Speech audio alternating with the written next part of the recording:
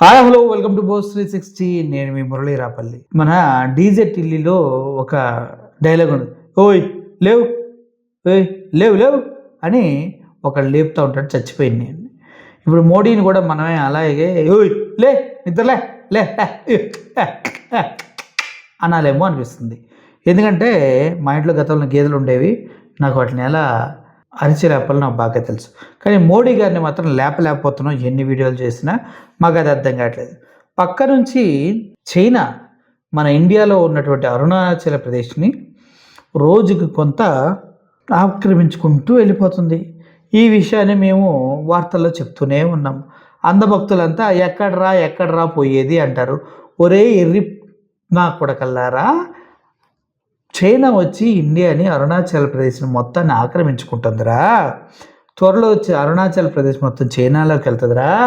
దీనిపైన మీ అందభక్తులంతా కలిసి మోడీకి విజ్ఞప్తి చేయండిరా అందభక్తులారా అంటే, ఒక్క నాయలుగాడికి కూడా వీళ్ళు అందభక్తులతో పాటు చెవిటి నాయలుగాళ్ళు కూడా అయిపోయారు.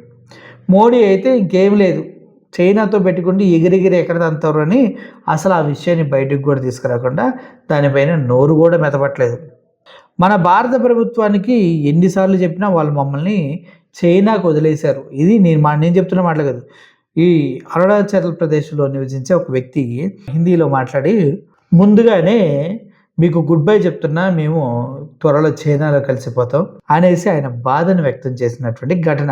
అతి త్వరలోనే మేము చైనాలో కలిసిపోతాం, మీరు కలిసిపోండి చచ్చిపోండి, మా ఇండియన్ గవర్నమెంట్కి పట్టదు, మాకెప్పుడు 20 లక్షల రూపాయల సూట్ ఉండాలా, 2 లక్షల రూపాయల కళ్ళజోడు ఉండాలా, మౌంట్ బ్లాక్ అంటూ 1-2 లక్షల రూపాయల పెన్నుల జేబులో ఉండాలా, ఎక్కడికి వెళ్ళిన మీడియా కవరేజ్ ఉండాలా, చెన్నై వెళ్తే నల్లగా అవ్వాలా, మేకప్ మ్యాన్ తోటి ఎక్కడైనా వేరే దగ్గరికి వెళ్తే తెల్లగా మెరిచిపోవాలి. అది మన బ్రతుకు. దేశ పరిస్థితులను పట్టించుకునే స్థితిలో మనం ఉంటే పేపర్లు ఎందుకు లీక్ అవుతాయి, కొత్తగా వేసాం రోడ్లు ఎందుకు ఉన్న పల్లంగా పాడవుతాయి, రోడ్లకు ఫ్యాన్లు పెట్టి ఆరబెట్టాల్సిన పరిస్థితి ఎందుకు వస్తుంది, అద్భుతమైనటువంటి రోడ్లని నిర్మించి ఎయిర్పోర్ట్లు నిర్మించే దరిద్రమైనటువంటి బతుకు మనకు ఎందుకు ఉండదు కదా. అరుణాచల్ యువకుడు వీడియో వైరల్. ఆ వీడియోని నేను మీకు పంపిస్తున్నా, చూడండి. ఎందుకంటే రోజు రోజుకి దిగజారిపోతుంది ఇండియా సెక్యూరిటీ సిస్టమ్. ఇప్పటి వరకు చూడండి, గత 10 సంవత్సరాల నుంచి ఇప్పటి వరకు ఆర్మీలో రిక్రూట్మెంట్స్ లేవు బాస్. అంటే పొరపాటున యుద్ధం ఏమైనా జరిగిందనుకోండి, మనం ఓడిపోవటం అనేది పక్కా. ఎందుకంటే ఆర్మీలో ఎటువంటి రిక్రూట్మెంట్స్ లేవు గత 10 సంవత్సరాలుగా.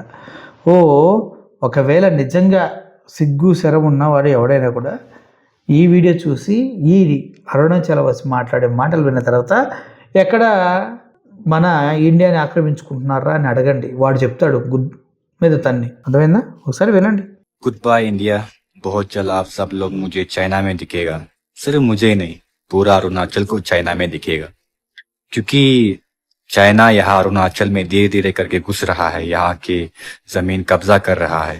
यहाँ के लोग पब्लिक जनता चिल्ला चिल्ला के सरकार को बोल रहा है कि एक्शन लो, बट सरकार का तरफ से कुछ भी एक्शन नहीं ले रहा है, बस झूठ मूठ का बातें. अगर ऐसा ही चलता रहा तो बहुत समय नहीं लगेगा, बहुत साल के बाद चाइना अरुणाचल को पूरा कैप्चर कर लेगा और आप सब हम अरुणाचल वासियों को चाइना में दिखेगा. इसीलिए मैंने बोला एडवांस गुड बाय.